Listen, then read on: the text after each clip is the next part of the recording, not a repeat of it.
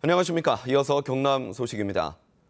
KBS가 보도한 대우조선 해양 자회사인 웰리브의 특혜 매각 의혹과 관련해 대우조선 노조가 검찰에 진정서를 제출하기로 했습니다. 제값을 받지 못했다는 건데요. 알짜 자회사의 매각을 두고 논란이 계속되고 있습니다. 보도에 손원혁 기자입니다. 조선소 급식 등을 하는 대우조선 자회사 웰리브의 매각가는 650억 원, 영업이익 100억 원 이상, 미수채권과 현금 등이 300억 원, 또 보유부동산도 300억 원이 넘는 데다 급식 단가 인상 등으로 특혜 매각 논란이 일었습니다. 대우조선 노조는 파격적인 조건이라며 검찰에 진정서를 내기로 했습니다. 의혹이 있으니 수사해달라는 겁니다. 합리적인 의지와 충분히 있겠다. 내가 평가를 하더라도 우리가 최악의 상황만 갖고 가정할 수 있는 것은 아니지 않습니까? 지난 5월 이사회에서도 사회이사 3명 가운데 1명만 매각에 찬성하고 2명은 유보였습니다.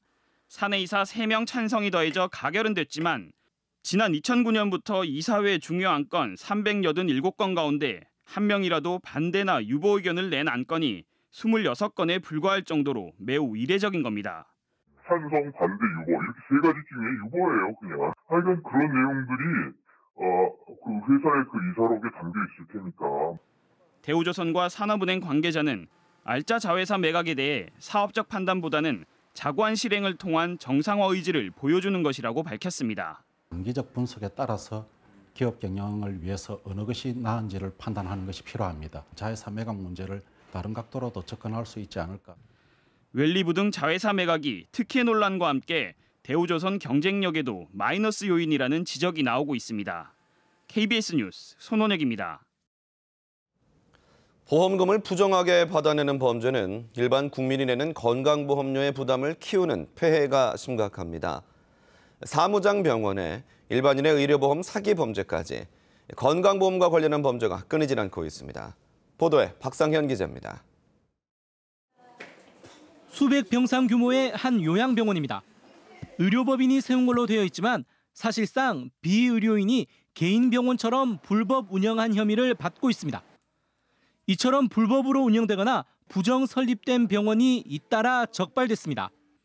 일반인이 의사면허나 의료생활협동조합, 의료법인 명의를 빌리기도 하고 개인 의사가 사무장 병원까지 차린 경우도 있었습니다. 병원 4곳이 적발돼 3명이 구속 기소, 6명이 불구속 기소됐습니다. 이들이 건강보험에서 가로챈 금액만 528억 원에 이릅니다. 영리 추구를 목적으로 하기 때문에 필연적으로 고비용 구조일 수밖에 없습니다. 그러한 경우 불법 과잉 진료, 의료비 허위 부당 청구 등의 문제가 수반됩니다. 보험 사기 적발도 큰 폭으로 늘었습니다. 경남경찰청이 올 상반기 보험 사기를 수사한 결과 단속 금액이 835억 원으로 지난해보다 702% 늘어나는 등 단속 건수와 인원이 늘었습니다. 특히 의료 분야인 실손보험이 60.7%로 가장 많았습니다. 최근 보험 사기가 지속적으로 증가하고 있어 가구당 23만 원, 1인당 8만 9천 원을 추가 부담하는 등 사회적 피해가 심각하다고 판단. 검찰과 경찰은 부정설립 의료기관과 보험 사기 등 일반 국민의 부담을 높이는 건강보험 관련 범죄를 강력히 단속해 나가기로 했습니다. KBS 뉴스 박상현입니다. 김해시청 6급 공무원이 부하 여직원을 성추행한 혐의로 직위 해제되고 징계에 붙여졌습니다. 김해시는 지난 10일 50대 6급 남성 직원이 부서 회식을 마치고 집으로 가는 길에 차 안에서 여직원을 성추행한 것으로 자체 감사에서 드러났다고 밝혔습니다. 한편 해당 직원은 술에 취해 기억이 나지 않는다고 감사부서 조사에서 말한 것으로 전해졌습니다. 기후온난화로 인해 우리나라가 아열대 기후로 바뀌고 있다고 하는데요. 결혼 이주 여성들이 아열대 기후에서 자라는 아열대 채소를 재배하며 자립 기반을 마련하고 있습니다. 최세진 기자가 취재했습니다. 넓은 비닐하우스 안에 자라고 있는 다양한 채소들. 식물의 줄기처럼 긴 콩은 롱빈입니다. 고추처럼 생긴 오크라는 하얀 꽃을 피웠습니다. 동남아 식탁에서 빠지지 않는 국민 채소 공심채. 일명 계란가지라고 불리는 흰 달걀 모양의 타롱. 이름도 생소한 이 아열대 채소들은 결혼 이민 여성들이 직접 재배하는 것입니다. 다문화 아열대라고 있어서 너무 정말 좋다고. 왜냐하면 자기도 너무 가려운 음식을 먹고 싶다고 해보니까 기후온난화로 제주와 남해안은 이미 아열대 기후에 접어든 상황. 동남아 지역 채소들이 잘 자라는 이유입니다. 특히 이들 채소는 동남아 식재료를 취급하는 로컬푸드 상점이나 인터넷 등으로 판매됩니다. 국내에 있는 이제 외국인들 대상으로 해서 일차적으로 판매를 하고 있습니다. 그런대로 조금씩 알려져서 요즘은 팔로가 주문이 밀려 있는 상태입니다. 이렇게 재배된 아열대 작물을 이용해 앞으로는 반찬 사업이나 체험학습장 등으로 이용한다는 계획입니다. 아열대 농작물 재배로 결혼 이민자 여성들이 새로운 자립 기반을 마련하고 있습니다. KBS 뉴스 최세진입니다. 영남권 소식입니다. 반려동물을 키우는 가구가 급증하면서 이웃 간의 갈등이 빚어지거나 유기동물이 증가하는 등 각종 사회 문제로 커지고 있는데요. 반려동물을 키우기 위해서는 반드시 지켜야 할 예절인 이른바 패티켓이 필요합니다. 이준석 기자가 보도합니다. 저녁 광안리 해변, 개와 함께 산책 나온 사람들이 한가롭게 거닐고 있습니다. 반려동물 보유 인구가 1,000만 명을 넘어서면서 최근 산책 나온 개에 물린 사람이 잇따르고 있습니다. 끈을 넣어놓고 가면 애들이 깜짝 놀래요. 개 좋아하는 사람은 괜찮은데 애들이 개 주로 무서워 많이 해요. 이처럼 반려견에 물리는 사고는 2014년 700여 건이던 게 이듬해 2배 이상 늘 정도로 빈번합니다. 동물보호법에서는 반려견과 산책할 때 목줄과 배변 봉투는 물론 맹견은 입마개를 의무화하고 있습니다. 무서운 개를 보면 또 이점이 들더라고. 자기가 겁이 나니까 이제 그런 게 있기 때문에 항상 목줄은 하고. 하지만 목줄 미착용 단속 건수는 부산의 경우 1년에 10여 건에 불과한 실정입니다. 아파트에도 반려견을 키우는 사람이 늘면서 개 짖는 소리 때문에 주민 간 갈등도 자주 빚어집니다. 우리나라에서도 이제 지금은 사실 우리나라는 반려동물을 구입하는 게 너무 쉽게 되어 있거든요. 이제 그런 것들이 좀 개선이 돼서 이제 그런 것들도 분양을 받을 때 이제 전문가들이 이제 그런 것들에 대한 교육도 이제 충분히 되면서 반려동물 인구 1,000만 시대, 이웃에게 피해를 끼치지 않는 이른바 패티켓 실천이 절실해지고 있습니다. KBS 뉴스 이준석입니다.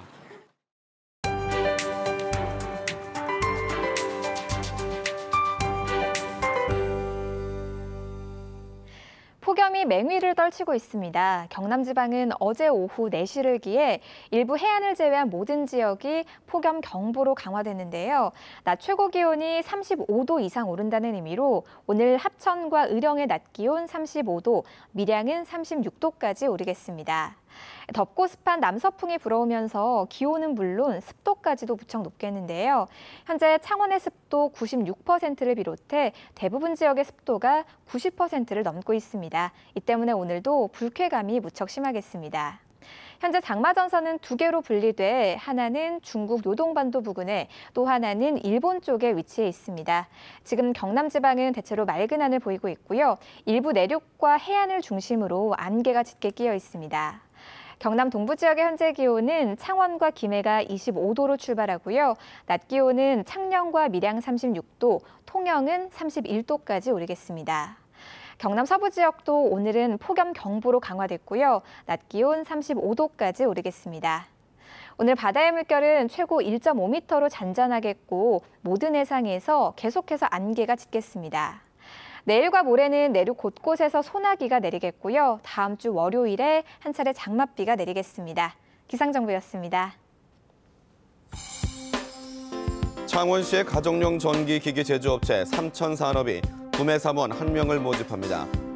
전문대 졸업 이상의 경력은 무관하며 연봉은 2,400만 원 이상을 지급합니다.